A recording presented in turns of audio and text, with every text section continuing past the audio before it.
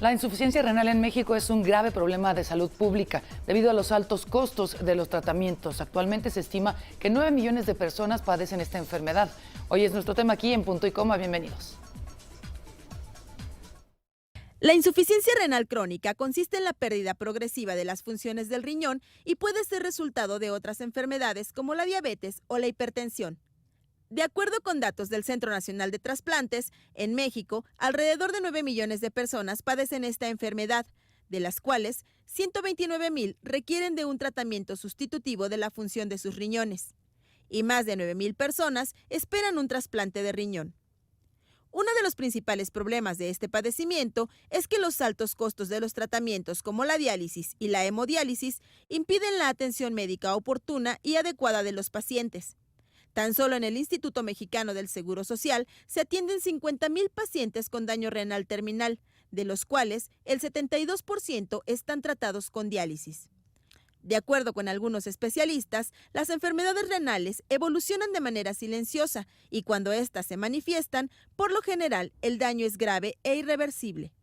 Ante esta situación, los doctores recomiendan llevar una alimentación balanceada, así como realizar actividad física para disminuir la probabilidad de padecer esta enfermedad.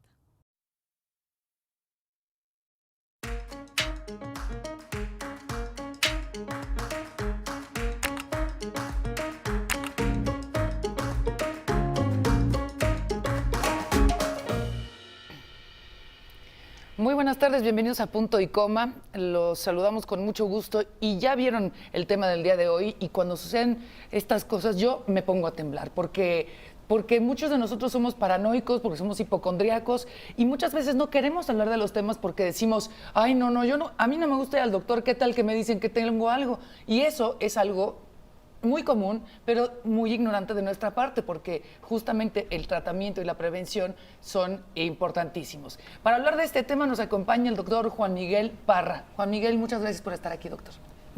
Gracias, buenas tardes. Corrijo mi nombre, soy el doctor Juan Parra. Mi hijo, que también Juan Manuel está por acá. Sí, exactamente. Sí. Por aquí está y en un momentito también estará con nosotros el doctor Juan Miguel Parra. Yo soy el doctor Juan Parra y bueno, estaremos hablando de este tema que es muy interesante, claro. súper interesante. Con las compañeras de todos los viernes, Fabiola Guarneros. Hola, ¿qué tal? ¿Cómo están? Claudia Mollinedo. Bienvenidos a Punto y Coma, gracias por estar con nosotros, gracias doctor por estar aquí. Muchas gracias por la invitación. Y cuando estaba yo hablando de mis paranoias y de mis angustias y todo, tú asentías. Nos ha pasado, ¿no? Muchas veces que, y es una tontería, lo acepto de mi parte, decir, no quiero saber nada, yo me siento bien. Y entonces, ¿qué pasa? Cuando ya nos sentimos muy mal, tal vez sea demasiado tarde. Pero ¿cuál es, digamos, para empezar, un adecuado tratamiento para nuestros riñones? Es decir, en nuestra vida cotidiana, prácticas saludables para los riñones. Bueno, es muy importante primero pensar que la enfermedad renal crónica específicamente se va a presentar secundaria a diversos factores que estaremos comentando a lo largo del programa. Si es una persona sana, normalmente no va a haber tanto riesgo en las personas sanas. Claro, si está consumiendo, por ejemplo, mucho refresco, no digo marcas, pero si está consumiendo mucho refresco, las personas que consumen alimentos ricos en chile, la piña es uno de las frutas que propician daño renal. Entonces hay que tener mucho cuidado con ello. ¿La piña? Sí, la piña. Y curiosamente comento esto porque ¡amo la piña! Las y los pacientes que acuden a consulta continuamente vienen ya con el antecedente de haber ido con un naturista, con un curandero quizá, o que les recomendó la prima o el primo o la abuelita. Hijo, hija, hazte un jugo con mucha piña y ponle nopal y ponle choconostle. Bueno, pues este tipo de sustancias, en lugar de que favorezcan un estado de salud adecuado, van a ir propiciando alteraciones muy importantes. Por eso es muy importante conocer qué factores pudieran condicionar daño. y lo iremos comentando, por supuesto. Y también a es lo largo. importante, usted nos los mencionaba antes de iniciar el programa, comentarlo, aterrizar, bajar el balón, como decía Mariana, la información de la manera más simple y sencilla para que todos podamos entender qué es esta enfermedad, qué la causa, cuáles son los pronósticos, qué se debe hacer para prevenirla y qué cuando ya la tienes. Pero tenemos un programa completo para ello, por eso vamos a hacer un pequeño punto y coma. Regresamos con toda la información con el doctor Juan Parra. Volvemos.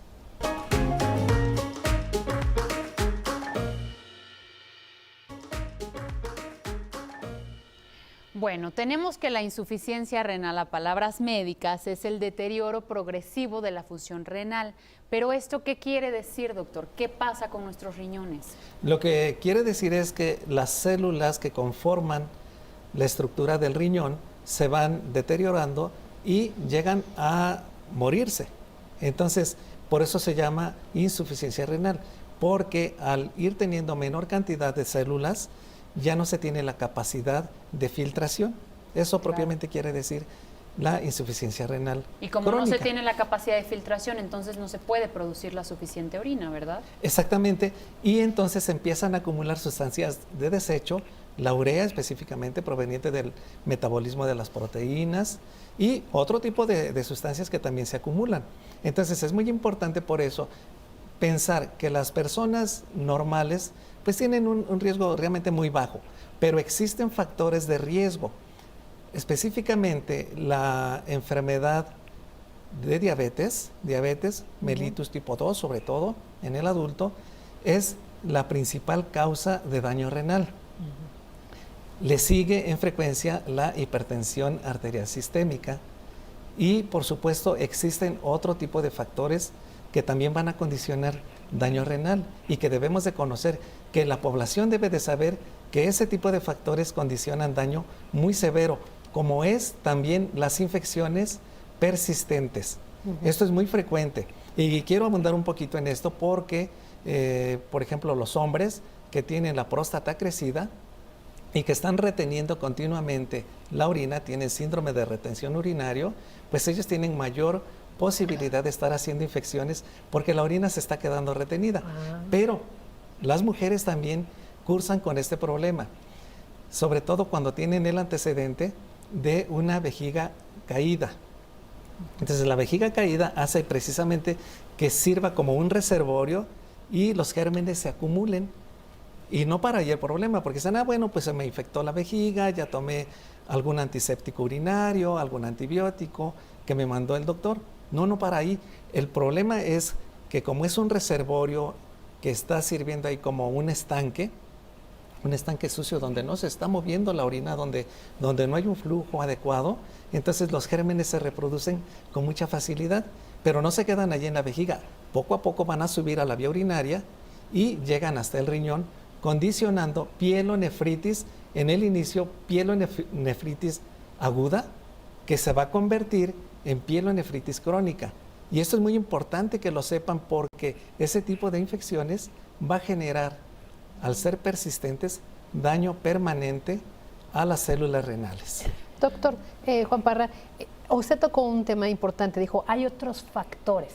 Y sí es importante que los mencionemos, como preguntaban mis compañeras, porque antes de ir al corte hablamos de la piña, ¿no? Entonces, de repente, generalmente la población mexicana somos muy hipocondríacos. Entonces, Claro. por comer piña, ¿no? Entonces, ya dijo, diabetes, Diabetes número 1. Es Presión arterial. Presión arterial. Infecciones. Así es. ¿Qué Y otro? ahora vienen aspectos de tipo inmunológico, ¿sí? Lupus eritematoso sistémico, artritis reumatoide. Empiezan a ver también ahí las asociaciones de trastornos también de tipo genético. Entonces, todo esto va a requerir que el paciente se valore médicamente y que lleguemos a estudios especiales para poder determinar todos los factores que de alguna manera se estén asociando. Claro. Entonces, lo más importante es establecer la etiología, quiere decir el origen del problema renal, de la enfermedad renal, porque vamos a partir de ahí. Si no conocemos qué fue lo que condicionó el daño renal, Exacto. menos vamos a poder establecer un manejo adecuado. Entonces, establecer diagnósticos integrales, no nada más, quiero comentarles esto que es muy preciso, no nada más se daña el riñón. Por ejemplo, en el caso de las pacientes o los pacientes que padecen diabetes es una enfermedad sistémica. Y esto se los comento porque cuando acuden los pacientes a tratamiento por enfermedad renal crónica, llegan diciendo, es que traigo enfermo el riñón. Y entonces llegan buscando como un remedio casero, una capsulita mágica, una tabletita milagrosa que les cure el riñón de la noche a la mañana, sin saber que esto es provocado por una enfermedad multifactorial, sistémica. Entonces, donde van a estar dañados prácticamente todos los tejidos. Okay. Entonces, no hay que considerarlo como una enfermedad así muy específica del riñón. Sí va a haber algunos padecimientos, sobre todo de tipo inmunológico, donde se dañe de manera muy específica, muy precisa, exclusivamente el riñón. Pero desafortunadamente, la frecuencia de daño renal se da por múltiples causas. Por eso también el tratamiento tiene que ser diferente en cada uno de los pacientes. ¿Les parece, doctor, chicas? Sí, después podemos ir a ver cuáles son los síntomas, ¿no? Para identificando. Claro. Pero antes, quiero comentarles que todos quienes trabajamos en Grupo Imagen nos unimos a la pena que embarga nuestro compañero Juan Daniel Borrahueta Islas por el sensible fallecimiento de su madre, la señora Petra Islas García. Descanse en paz.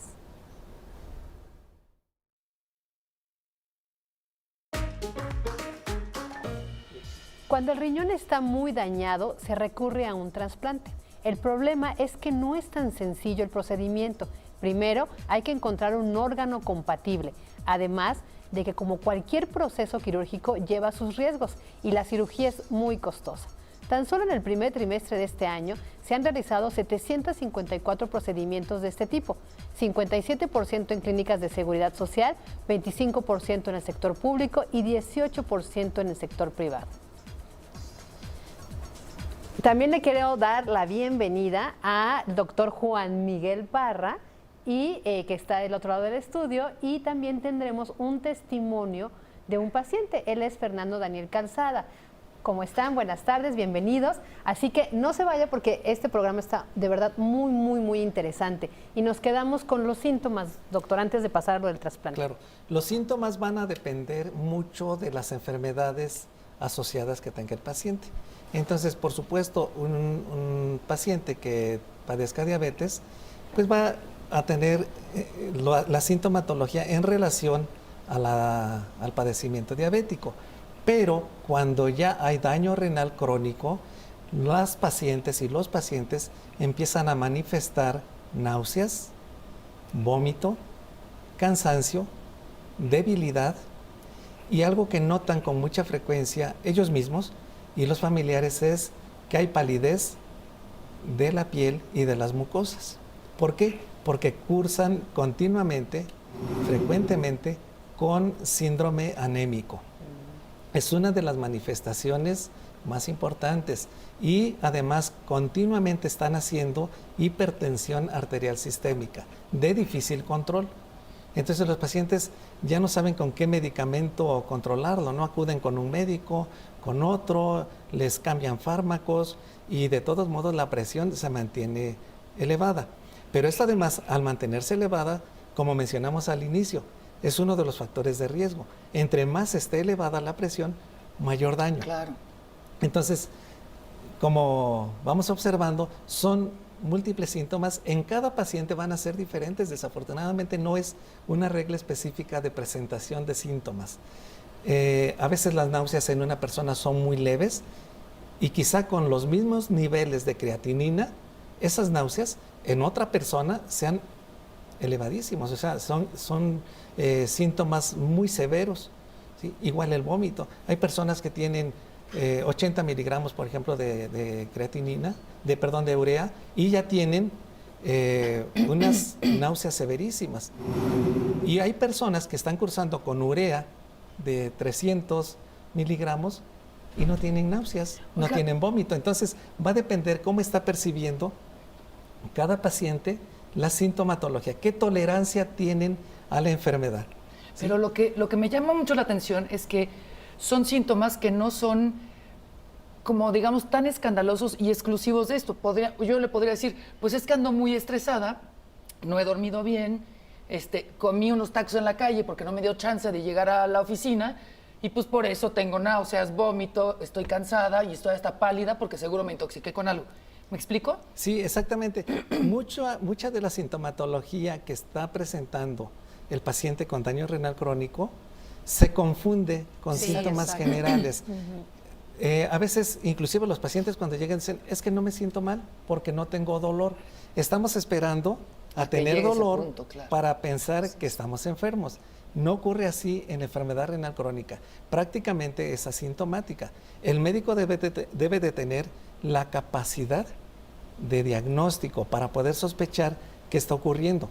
Pero doctor, esto en la perdón que lo interrumpa, pero es que esto en la crónica, pero como decía Mariana, en la aguda sí hay muchos síntomas que uno pudiera pensar, bueno, me hicieron mal los tacos. Entonces sí, o sea, y síntomas como la fiebre, por ejemplo, el dolor abdominal, la palidez, la inflamación de los ojos y diversos síntomas más que sí uno podría confundir como que, cualquier otra cosa menos ser propenso a la insuficiencia renal. También, en dependencia de eso, quisiera preguntarle, o sea, ¿cuáles son los factores que pudieran influir para que una insuficiencia renal,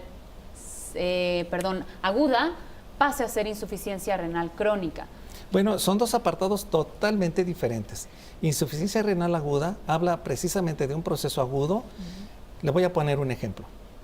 Insuficiencia renal aguda se da, por ejemplo, en los pacientes que tuvieron un trauma y están presentando sangrado. Al haber pérdida de sangre, entran en choque hipovolémico, es decir, baja la presión, ya no hay circulación adecuada y eso produce daño al riñón. Eso se llama insuficiencia renal aguda. Okay. ¿Sí?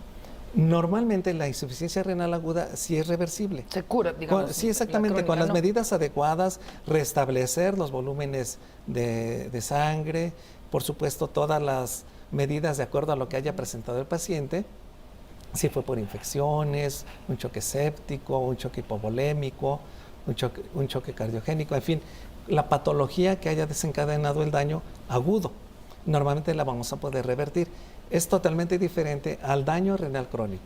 Daño renal crónico ya habla de un proceso donde prácticamente no es reversible. Eso es muy importante comprenderlo. Entonces, las patologías que desencadenan la insuficiencia renal crónica o enfermedad renal crónica son diferentes. Pero ¿cuál es ese camino para transitar de la aguda a la crónica?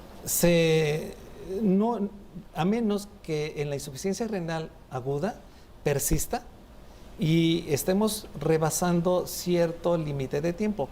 Se considera proceso agudo antes de 30 días. Después de 30 días de padecer el padecimiento, se considera daño renal crónico. Y específicamente, para considerarlo así, se tienen que dejar pasar más de 3 meses. Más de 3 meses para pensar que la persona o el paciente sí ya está en insuficiencia renal crónica. Y cambiar de médico, ¿no? Porque si no lo sacó adelante en una cosa que se podía revertir, pues... Sí, por supuesto. Es definitivo. Establecer los diagnósticos a tiempo, los diagnósticos precisos, qué está ocurriendo con el paciente clínicamente y llevar a cabo los estudios de laboratorio y de gabinete que van a sustentar los diagnósticos, porque si no tenemos un diagnóstico específico, menos vamos a poder establecer un tipo de tratamiento.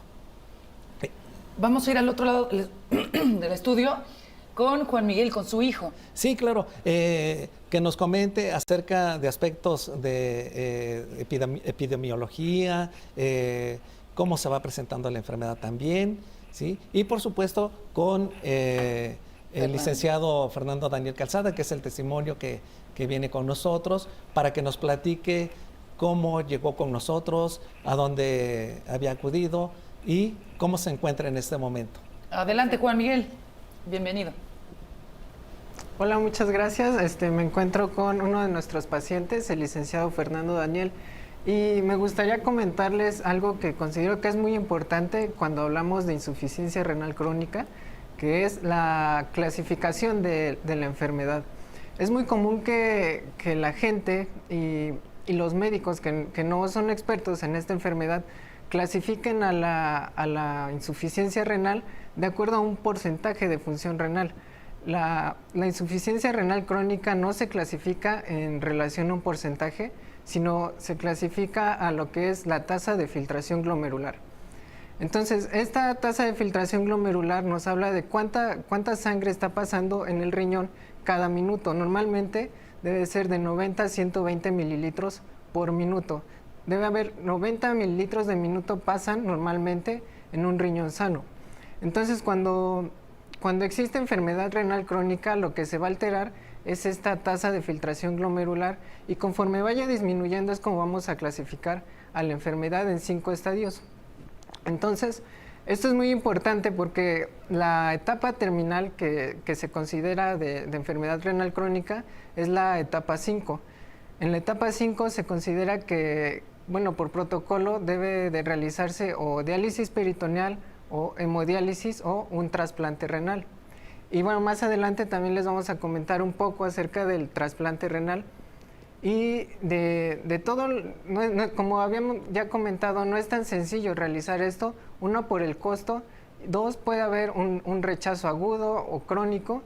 Y 3, también nos propicia infecciones e incluso aumenta el riesgo de cáncer. Doctor, Entonces, perdón, yo tengo una pregunta. ¿Por qué si 9 millones de mexicanos la padecen en México, de 120 que somos, alrededor de 120, es tan costoso este tratamiento? Porque de verdad no se puede llevar un tratamiento con tan alto costo cuando hay tantos mexicanos que tienen esta enfermedad. sí, bueno, uno de los principales problemas, para empezar, es que no contamos con los especialistas suficientes a nivel nacional. Aproximadamente hay como 5,000 o 6,000 nefrólogos en todo el país, y como comentan, la incidencia y la tasa de incidencia, de prevalencia de la enfermedad renal crónica es muy alta. Entonces, lo que se debe hacer es tratar de que los médicos se capaciten más en tratar estas enfermedades para evitar el progreso de la enfermedad y no permitir que llegue a etapas avanzadas y a estadio 5, donde por protocolo se debe establecer un procedimiento de terapia de sustitución renal, como es la diálisis peritoneal o la hemodiálisis, o en su efecto un trasplante renal. Oiga, doctor, por ejemplo, ahí es importante que Fernando Daniel nos platique cuál fue su proceso, es decir, cómo le diagnosticaron la insuficiencia renal, si le dieron el diagnóstico fue temprano o Daniel, tuviste que pasar por varias puertas hasta llegar a un buen tratamiento. Cuéntanos tu experiencia. Buenas tardes. Mi nombre es Fernando Daniel Calzada. Soy licenciado en Derecho, paciente del doctor Juan Parra. Mi proceso fue de que, pues, como era yo trabajador del Tribunal Superior de Justicia, tenía ISSSTE. Entonces fui al ISSSTE y en el ISSSTE me dijeron que la solución que yo tenía, me imagino por lo que dice el doctor Juan Miguel, que yo ya estaba en el estadio 5, porque me dijeron que yo ya estaba para la diálisis. Me dijeron que pues ya lo que tenía que hacer es prepararme para que me hicieran la diálisis. Entonces busqué otras alternativas y fui al Hospital General. En el Hospital General me dijeron que la misma consecuencia, que mi avance en mi enfermedad renal era muy avanzado y que yo ya lo que procedía era un trasplante de riñón, que buscara entre mis familiares a alguien que fuera compatible para que me donara su riñón y pues ahora sí que hacerme la operación. Entonces pues se imaginarán ustedes cómo estaba yo de ánimo. Pues estaba por los suelos. Sinceramente yo dije, no, pues ya hasta aquí llegué. Afortunadamente vino mi hermana de Estados Unidos, que fue la que me apoyó y me dijo que había que buscar otras alternativas. Acudimos con el doctor Juan Parra a su clínica en el Hospital Carimi. en donde él me vio, me revisó y me dijo que pues la verdad mi mal estaba muy avanzado y lo que me decían los médicos pues era lo correcto, ¿no? Pero eso quedándose, digamos, en una etapa en la que los médicos yo creo que hasta ahí llegan, pero que él era un médico especialista y que él va más allá de lo que es la medicina común. Entonces me dijo que él tenía un tratamiento que, digamos, en 7 sesiones él me iba a decir si su tratamiento me iba a dar resultado o no me iba a dar resultado. Fernando, te voy a interrumpir para que justo nos pueda platicar el doctor cuál es la experiencia cuando recibe un paciente como tú en esta situación extrema y ya pensando, me imagino, en esta reflexión de qué me causó esto, hasta aquí llegó mi camino, este apoyo de tu hermana. Me imagino que también, no nada más en cuestiones físicas, sino emocionales, estabas muy abatido. ¿Cómo recibe usted, doctor, a este paciente y cómo lo saca adelante? Claro, el licenciado llegó en condiciones clínicas pues muy, muy afectadas. Prácticamente todo su cuerpo estaba lleno de agua, ¿sí? Y como vimos en algunas de las fotografías, ¿sí? Sus piernas pues nos estaban reflejando. ¿Estas imágenes que estamos viendo son de él? Son de él. Él, ok. si vemos es cuando recién estaba llegando en el lado izquierdo, hinchado. cómo estaba llegando, así estaban sus piernas, cómo fue progresando en la fotografía del centro y después de algunos meses de tratamiento, la recuperación que había tenido. Entonces llegó en condiciones muy afectadas. Efectivamente yo le dije que las posibilidades de recuperación eran muy bajas, pero bueno, teníamos que hacer todo lo posible por tratar de sacarlo adelante. En cada uno de los pacientes que yo atiendo, tengo que realizar los diagnósticos precisos que va a tener cada uno. No es una receta de cocina ni una regla absoluta lo que se hace con todos los pacientes.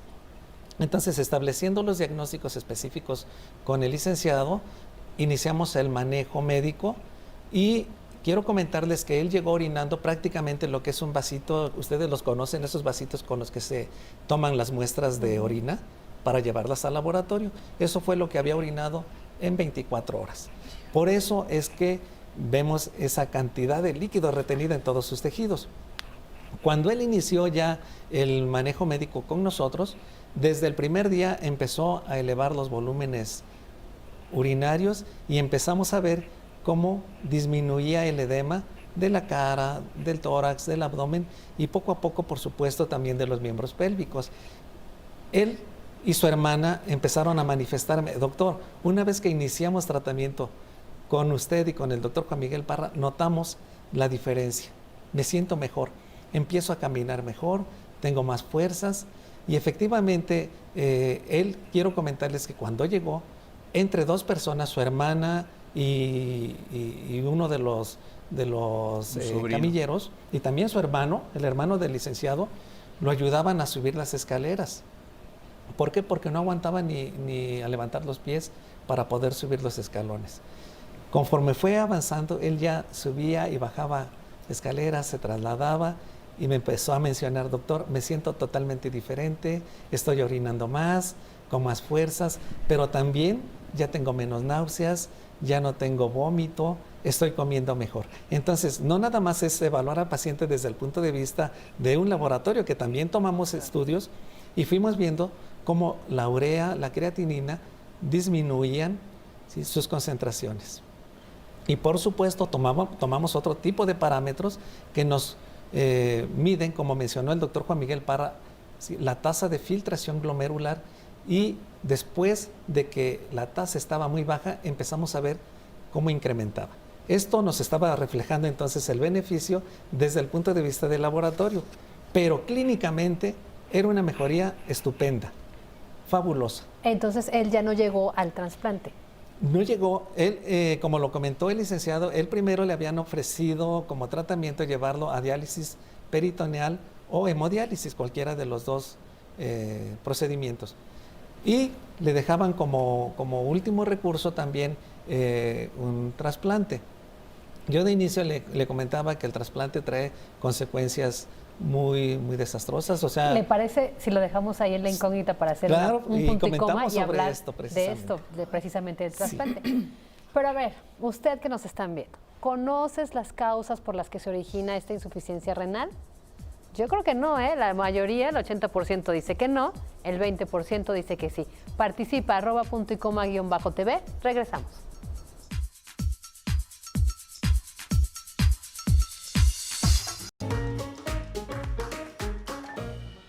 Bueno, yo quiero regresar con nuestro testigo del día de hoy, Fernando. Quiero preguntarle primero que nada, ¿cómo se siente usted después de todo el tratamiento que ha llevado a cabo?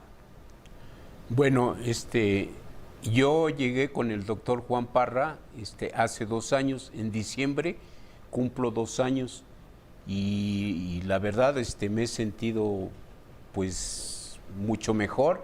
He vuelto a mis actividades. Yo era servidor público, como lo mencioné. Ahorita abrí un despacho, tengo mi despacho y en el cual estoy laborando y he vuelto realmente a mis actividades pues laborales. ¿Cómo vivió el proceso, Fernando? Es decir, ¿cuáles fueron los síntomas y cómo fueron evolucionando a lo largo de la enfermedad? Bueno, cuando yo llegué con el doctor ya no orinaba.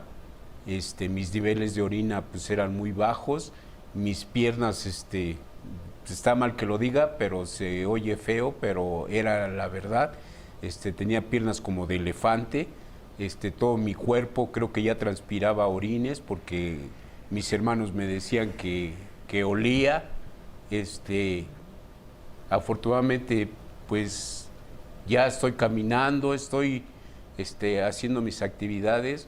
Y pues ya creo está, que sale en la tele, don Fernando, ya. Sí. Y afortunadamente, don Fernando, hay que decirlo, evitó el tema del trasplante, que es una maravilla. Claro, considero prudente comentar que los pacientes que inician manejo médico deben de continuar con tratamiento. No tan intensivo como al inicio que lo citamos diariamente. Y hábitos también. Exactamente. Mejorar Todos hábitos. los cuidados que se les van dando médicamente, las indicaciones que se les van dando médicamente, pero deben de continuar en tratamiento. Si el paciente abandona tratamiento, seguramente va a recaer y ya no podamos hacer nada con ellos y entonces sí, seguramente se vayan al procedimiento de sustitución renal. Por eso es muy importante que los pacientes se apeguen al tratamiento. Y ya que se trata de una enfermedad que no es curable, es una enfermedad crónica, pero que sí se puede controlar. Eso es muy importante tenerlo en mente. Sí, y decía el doctor que el asunto del trasplante, digamos que se tiene que hacer todo lo posible para no llegar al trasplante, no porque esté en desacuerdo, sino porque no necesariamente esa es la solución. Y Juan Miguel nos puede platicar un poco más acerca de pros y contras de los trasplantes. Juan Miguel. Sí, bueno, como comentamos, el problema es que mientras no se tenga una solución del problema base que ocasiona la enfermedad renal crónica, aunque trasplantemos un riñón, va a seguir este factor ocasionándole daño al riñón nuevo o al riñón trasplantado. Entonces, por ejemplo, en un paciente que se le produjo insuficiencia renal por diabetes mellitus, aunque le pongamos un trasplante, ese nuevo trasplante va a volver a ser dañado por la diabetes. Entonces, esa es una desventaja, que el trasplante se va a volver a dañar. Otra cosa que está en desventaja es que generalmente a quien se le pide que done el riñón es a un familiar. Entonces, ese familiar, al nada más tener un riñón, también va a estar con un mayor riesgo de posteriormente desarrollar enfermedad renal crónica. Y si es que la desarrolla, ya únicamente va a tener un riñón para defenderse. Entonces, esa es otra desventaja.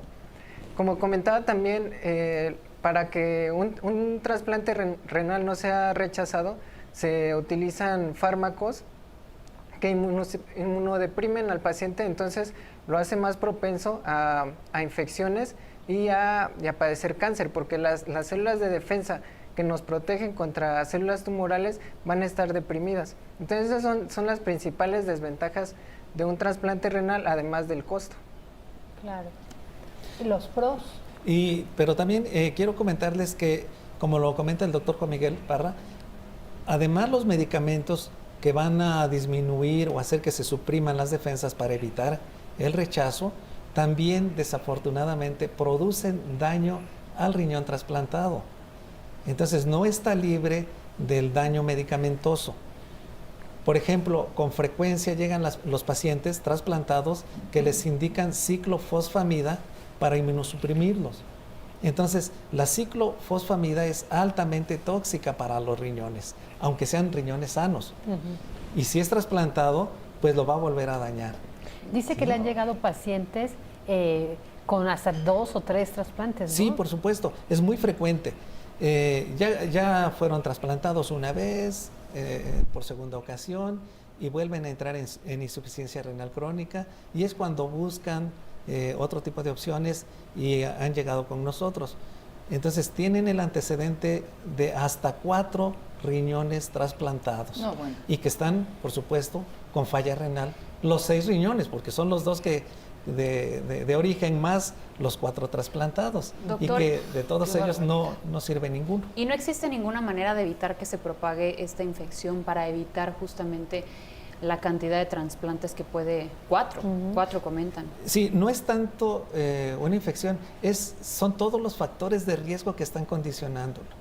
Como comentábamos al principio, la diabetes mellitus es la principal causa de daño renal.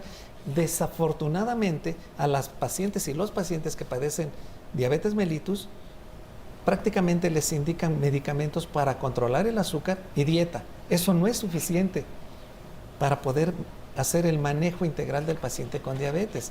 Se requieren entonces de médicos altamente entrenados, ¿sí?, con conocimientos precisos acerca de diabetes.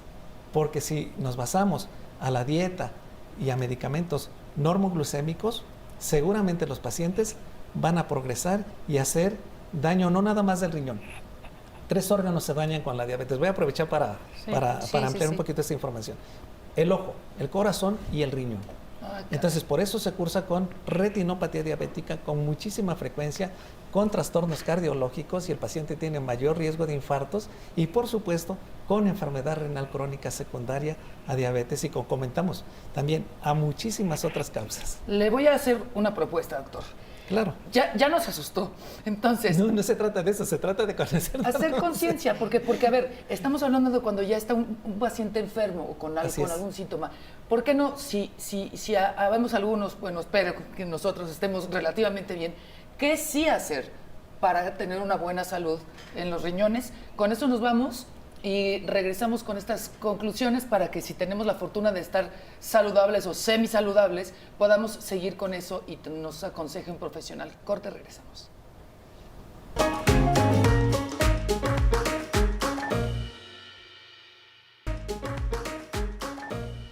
Pues ya para concluir, doctor, díganos por favor qué sí podemos hacer, siempre la parte positiva, para la prevención.